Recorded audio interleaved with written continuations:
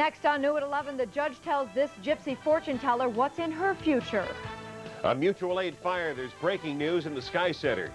The person at this estate is living large at your expense. It's a scam buster expose next. Now, live. You're watching NewsCenter 6. New at 11. Good evening. New at 11, she preyed on the vulnerable, rooking them out of their cash, and our scam buster team caught her in the act. Tonight, the judge says it's her turn to pay. Scam Buster producer Darcy Wells has this update on a story you'll see only on 6. To say to the people when they were in your home, why is it you have nothing to say now? This was the scene outside Colony Town Court tonight when I confronted Dorothy Lee moments after she admitted she broke the law. We have no comment. Mr. Lee, you've admitted to fortune telling and you've agreed to pay restitution. We have no comment. Please don't touch the camera, sir. I'm not touching the camera. I am not. This whole thing started last week. Our scam cam caught Mrs. Anna in the act, on tape, illegally accepting money for a tarot card reading. She not only scammed our undercover reporter, she took $700 from this woman in just 3 days. Mrs. Anna told Fadila Hussein she needed the money to pray for her and get rid of an evil curse that was haunting Fadila. Days later, it was Mrs. Anna who was haunted. Colony police, acting on our tip, moved in and arrested her. Tonight, the Colony gypsy was ordered to stop telling fortunes, pay a $300 fine, and make restitution to Fadila Hussein. Tomorrow, Scam Busters will be there when Fadila Hussein gets the official word that she'll get her money back. Jack? Fire trucks are rolling tonight in a far corner of the Capitol District, and Ed O'Brien has the details. Let's go to Ed in the Sky Center. Ed? Yeah, Jack, firefighters out in Schoharie County have their hands full tonight. A big blaze burning right now, ripping through a house in the town of Seward. That's at the intersection of Church Street and Route 165.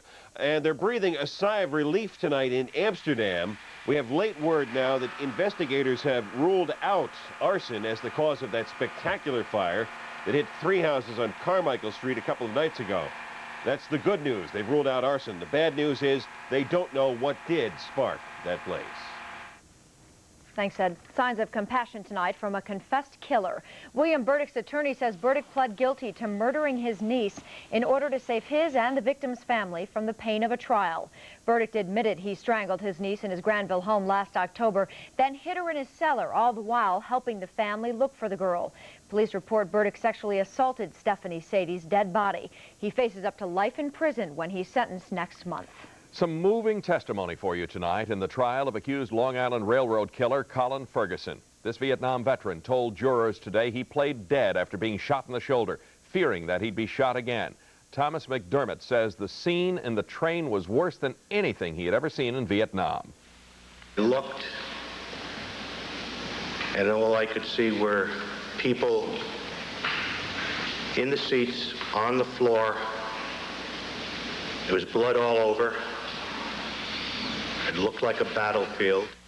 Ferguson maintains his innocence. He says a white man took the gun out of his bag while he was sleeping and opened fire on the train. JoAnne? Prosecutors in the O.J. Simpson trial are expected tomorrow to continue weaving their timeline for murder. Today, jurors heard from witness after witness. The common thread, the insistent barking of a dog. One neighbor says the dog woke her around 10:15 the night of the murders. That's when the prosecution alleges the murders took place. The jury also heard from the man who discovered the bodies, led there by Nicole Simpson's barking Akita. It's full speed ahead tonight in the drive to go from 55 to 65 on some parts of the thruway. The Assembly approved the speed limit hike in a 120 to 22 vote today. The higher limit would only be in effect on certain rural stretches of the thruway. Opponents maintain that 55 saves lives and that 65 may take them in cases involving drunk drivers. Next up for the bill, the New York State Senate. Ralph Marino is making plans tonight for life after the Capitol. After 26 years in the state Senate, he resigned today with what he called mixed feelings. The 67-year-old served as majority leader for 6 years, making him at the time the most powerful Republican in state government. He was ousted as majority leader by Pataki supporters in November. Marino's resignation was effective immediately. It is now up to Governor Pataki to call a special election to fill the seat. SUNY Albany students are studying their math tonight, trying to figure out how to pay a possible 68% tuition hike next year. The SUNY system is trying to raise the $290 million Governor Pataki wants to cut from their budget next year. The plan would raise tuition $1,800 at SUNY Albany and 3 other schools. Another plan would raise tuition $1,200 at all 34 SUNY schools. From a killer quake to a dramatic rescue. There's more news happening tonight on New at 11. This is the scene in Colombia tonight, just hours after being rocked by a deadly quake. Hardest hit, the city of Pereira. 23 people were killed there and another 135 injured. Here's a site that's causing the West to shudder. It's the old enemy conspiring with leaders of the new evil empire. Tonight, the Russians and Iran have a deal to build a nuclear reactor for the Iranians. Russia says it needs the cash. The West is convinced Iran wants the bomb. The plot thickens tonight in the saga of the Long Island Lolita. One of Amy Fisher's fellow prison inmates says Amy is planning to kill her ex-lover, Joey Buttafuoco, when she gets out of jail. Fisher's doing 5 to 15 for shooting Buttafuoco's wife. Tempers are flaring tonight at Rutgers University. Students demanding the resignation of Rutgers president. Months back, President Francis Lawrence said some minority students aren't genetically bright. Lawrence says he just misspoke. 2 fishermen are back on safe ground tonight. The Coast Guard had to pluck the pair from this 50-foot boat after it got stuck in an ice floe near Plymouth, Massachusetts. Both men are okay. Hey, Old Man Winter's easing his icy grip on us tonight, sorta. Let's take a look at the clock. As you can see, it's a simmering 12 degrees. That was at about 8:39 tonight, but meteorologist Scott Stevens says, brace yourself. We're about to get hit with another cold blast. Scott, to tell us more. We sure are, Jack. We've got some rather cold breezes out there right now, but with some clouds overhead, that means overnight lows probably not as cold as last night. So with skies clearing by sunrise, about 3 below, up to 20 with partly cloudy skies by noon, and then a few more clouds before we end the day at 26 degrees. But there's certainly more cold air in the forecast. We'll bring that to you in just a little bit. Jack and Joanne? All right, thanks, Scott. Some advice tonight if you have a backache. Ignore it. That's according to a new study that concludes simply going about your business is the best way to deal with sudden back pain. Finland researchers assigned 186 people with back problems to 3 categories: going to bed for 2 days, do stretching exercises, or simply sticking to their normal routine. They report regular routines worked best. No mention, however, of going to the doctor. If you thought pasta was the miracle diet food, researchers want you to consider this. In a new study, weight loss experts say about 25% of the population is insulin resistant. Now that means that they react to starchy foods like pasta and bread by producing some extra insulin. More insulin means you're more likely to turn calories into fat. The solution, they say, replace simple sugars and carbohydrates with complex carbohydrates like fruits and vegetables. Tales of terror and heroism tonight at the SUNY campus from one of the men on the real Schindler's List. Marianne Worley has the story live from our Albany News Center. Marianne? Jack, Zev Kedem's message to students was about hope, courage, and fighting hate, things he learned because of Oskar Schindler. Steven Spielberg's movie Schindler's List tells the story. Zev Kedem lived it as a child of 8. He was lucky enough to be on Schindler's List, the list that saved more than 1,000 Jews from death at the hands of the Nazis. The one quality about Schindler was that he celebrated life. He was a humanist. He was a person for whom life had its joy. And when he saw the final solution being implemented and people being killed, and he didn't just retreat but took an action which in fact risked his own life and his wealth, and he said, I'm going to try and save this group of people. I can't save everybody. I'll save those people who worked for me. Zev Kedem remembers when he rolled up his sleeve at Auschwitz and got his tattoo. He says he wept tears of joy. The whole game was to live another day. You couldn't dream beyond another day of living. And if the Germans made the effort and gave the orders to have us children tattooed, they would not kill us and gas us on that night. Because Zev Kedem wasn't gassed that night or any night, he went on to become a filmmaker in Israel. He appeared in Schindler's List and also helped Steven Spielberg tell the incredible story of the man who saved his life. Zev Kedem is now writing a book and working on another film. An amazing man, Jack. Look forward to it. Thank you very much, Marianne Worley, reporting live. The president's made his choice for Surgeon General, and he wants your support, but one group says you should give him a thumbs down. Mike Gallagher helps you peel through the politics later. But first, believe it or not, these digs are yours. Well, they might as well be. I mean, you're paying for them, but some say the con artist is living here instead at your expense. Want to know why? Find out next in our Scam Buster special. You're watching NewsCenter 6, New at 11, with Jack Aernecke and JoAnne Purtan.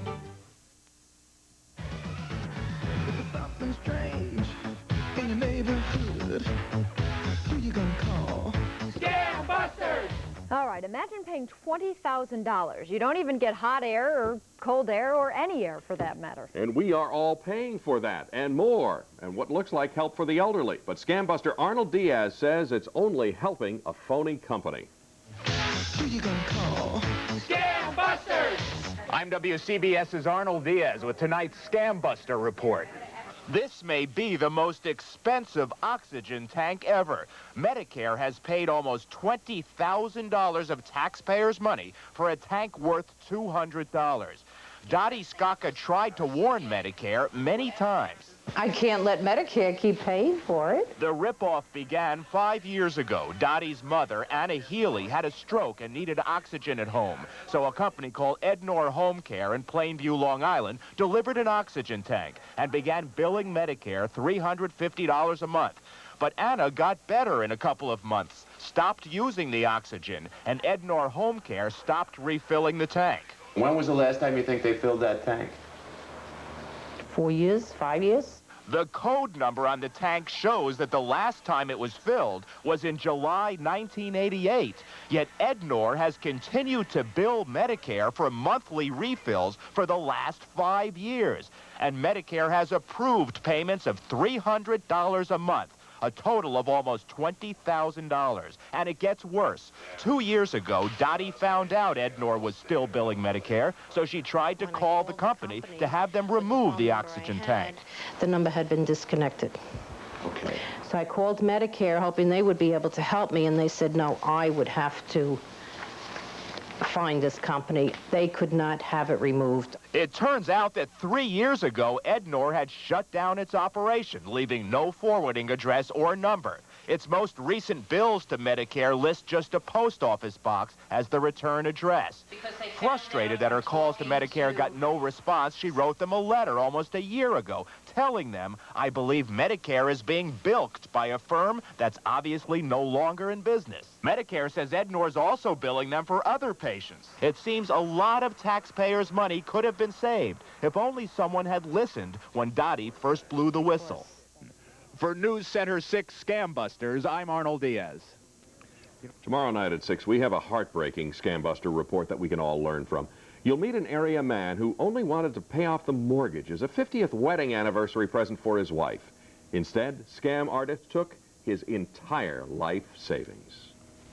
If you have a tip you want to pass along, call us at 346-TIPS or write to Scam Busters, NewsCenter 6, 1400 Balltown Road, Box 1400, Schenectady, New York, 12301-1400. Afternoon at 11, stick around for Letterman. Dave's guest tonight, comedian David Renner, Kevin Pollak, and the band Brandy. Scott Stevens is back with a closer look at our weather, and then Ed O'Brien gives you a fast-forward look ahead at tomorrow. Next.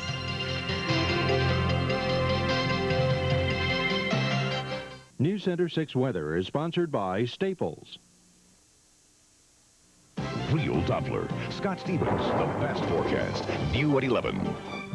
Another very chilly day outside. We saw quite a bit of sunshine, so that really didn't make it feel all that bad. But before the day was through, oh, those winds picked up once again to blow that snow around, and temperatures dropped off. Right now, 14 degrees with partly to mostly cloudy skies, 11 below the wind chill. Dew point now 4, northwest wind steady at 14, even gusting a little more than that at times. The pressure rising 29.89. 14, as we mentioned, 12 on up the northway to Plattsburgh, 9 in Montreal, 12 in Watertown. So everybody cold.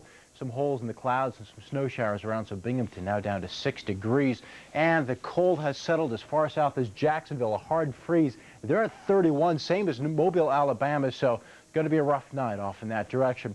Satellite view showing the clouds actually relatively absent, or very, very thin in nature. A storm developing out over the west that we'll have to contend with on Friday, and then a big one popping just off the coast of North Carolina, drawing down some of that cold air for tomorrow, though I think we'll see quite a bit of sunshine, still a few flurries wandering the skies, and temperatures, hey, even a little warmer. Our forecast is next.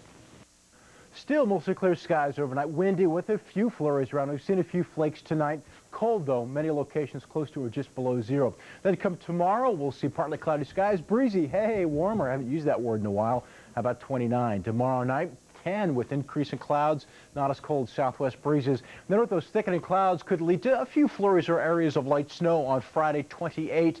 And then that leads to a general snow come Saturday, 24. A little bit colder. How about a lot colder come Sunday and Monday? And windy, very reminiscent of last weekend. Ed? All right, thanks, Scott. We're going to take a look at a fast-forward look at tomorrow. Let's begin with Thursday's newspaper headlines. And first of all, in the Gazette tomorrow, the headline says, "Bring out your dead." That's in the Grateful Dead. They're announcing they're playing the Nick Arena again in June, the 21st and the 22nd. It's the 4th time the Dead will be appearing in Albany. Every other show they have played at the Nick has sold out almost immediately. And the Record details on why Troy's annual spring cleanup has been canceled. For the first time in years, that means if you live there, you're going to have to pay if you want to get rid of oversized trash like mattresses, couches, and appliances. And the headline in tomorrow's Metroland reads, "Brain Distrust." The Weekly asks, are our schools dumbing down the brightest children? Now here's a headline, if I could say it, it would help, a heads-up look at tomorrow's traffic. The ramp carrying Route 5S eastbound onto I-890 westbound will be closed while crews work on bridge repairs there. The Department of Transportation says they don't expect to reopen that ramp until the end of September. So you'll have to find an alternate route and then keep on taking it, Jack and Joanne. All right, thanks, Ed. Hey, get your lottery tickets out. It's time to take a look at tonight's winning lottery numbers. Let's take a look. The daily number, 794. And the win for number, 6826. And remember, Lotto 54 tonight. Those numbers will be drawn in just a few minutes, and we're going to have them for you. A big rivalry at the Nick tonight. Ric Renner's got it in sports. That's right. Eddie O'Brien was there for the game tonight. He had to be revived after the first period. What a hockey game tonight! The Nick, the River Rats, the Red Wings go to overtime to decide. Find out who gets the bragging rights. Next in sports.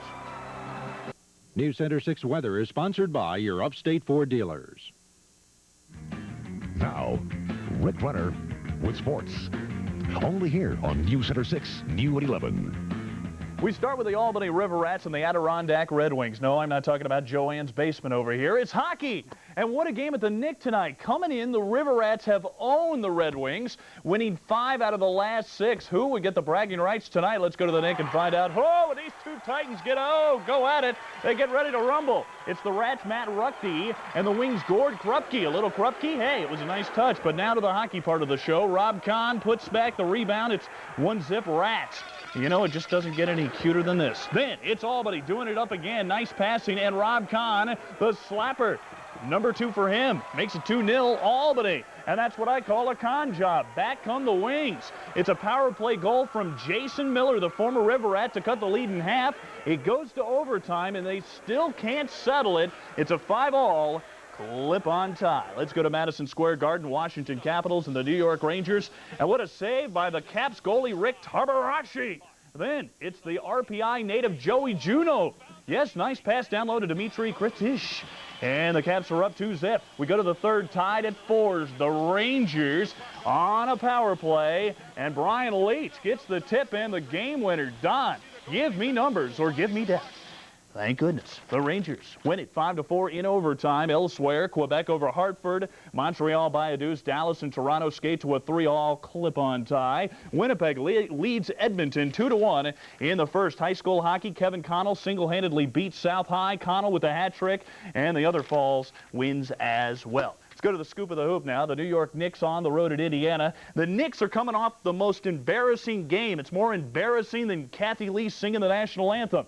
It's a cheap shot, but I'm not above it. Let's go to Indianapolis for a high-wire Indiana Pacers act. Derek McKee on Charles Smith. Any way you can, folks. You get it in the hole. Tight game, but the Knicks had the upper hand. Derek Harper with time running out in the first half, and the Knicks run right out of Indiana with a 19-point win. 96-77, the Knicks back on the winning track. Elsewhere, Atlanta pounds the New Jersey Knots. Boston surprises Cleveland. Orlando spanks Dallas. Shaq with only 19. College ball, the best college team in our area wins a big one on the road. Garth Joseph, a school record 28 rebounds. St. Rose now makes it 14 out of the last 15. On the prep court, Columbia over Niskayuna. Congratulations to Indian Lake, I should say. For the first time in 25 years, the Lake clinches the Southern League Championship. 11-0 in league, 16-1 overall. Well, mark your calendar. February 14th, Valentine's Day. You'll either receive roses or give them. And you could go to Bishop Gibbons for a great high school hoop game. 2 Gibbons stars have been selected to the McDonald's All-American team. Kashif Hamid and Antoni Weish. Tuesday night, just before their game, Gibbons will honor the Fab 2 for making the most prestigious team in high school basketball. Let's go to the Big East Feast. Number 9, Syracuse hosting Providence, and John Wallace of the Qs putting on a slam dunk exhibition. Look out below. Then off the rebound. Are you kidding me? And here's Michael Lloyd filling the void, coast to coast. But the story was Lawrence Moten. He had 32, including this tray, and the Cuse rolls 100-76 elsewhere on the board. Number 5, Kentucky rolls. Florida State leaves Wake Forest in the wake. Missouri over Iowa State. North Carolina State surprises number 17, Virginia. Boston College upsets stomachs Georgetown, and Mississippi State all over Louisville. Now back to you two. All right. Okay. Thank you, Rick. Thank you, Rick. Ed O'Brien's busy up in the Sky Center scanning the news wires and listening to the police scanners, and we'll go to him for the latest in breaking news in just a bit. But first, spend a minute tonight and save lots of money tomorrow. Next to New at 11 Plus, the dollars and cents of being frugal.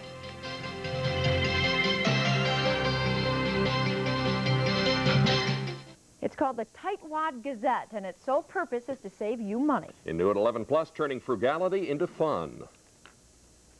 Some of you might take offense at being called a tightwad, but not Amy Decision. She is editor of the Tightwad Gazette, a newsletter of money-saving tips. She's made frugality into a lifestyle and even a philosophy of parenthood.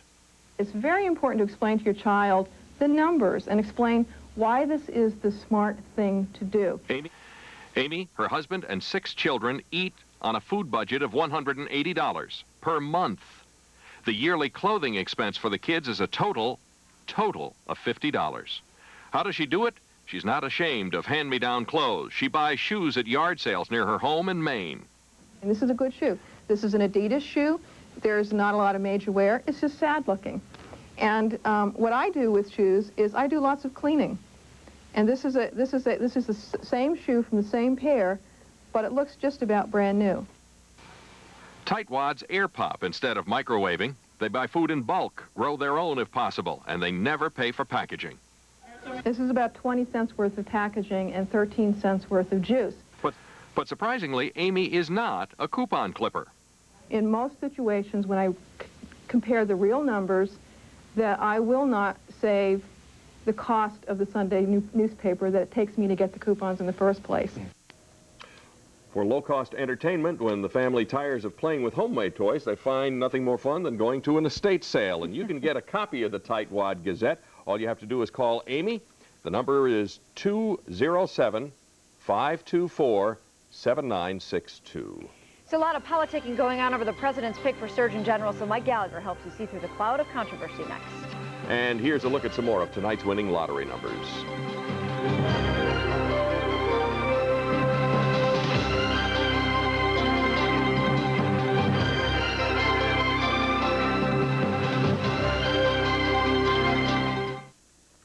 More controversy for the embattled Surgeon General nominee, Dr. Henry Foster. The Foster camp says he performed just a few abortions while he was an OBGYN, but his opponents say it was hundreds of abortions, and that's how the battle lines are being drawn. But WGY's Mike Gallagher says don't let public posturing fool you. Mike? Indeed. Controversies in Washington, D.C. aren't always what they seem to be. The debate over Dr. Foster isn't about abortion. It isn't about his record or background. It's about politics. And once a political snowball like this one gets rolling, it's real hard to make it stop. Let's cut to the chase here. If Henry Foster performed some abortions while he was an OBGYN, that in itself cannot disqualify him from the position of Surgeon General. How could it when abortion, like it or not, is a legal procedure in America? I don't like abortion on demand at all, but there's nothing illegal about it.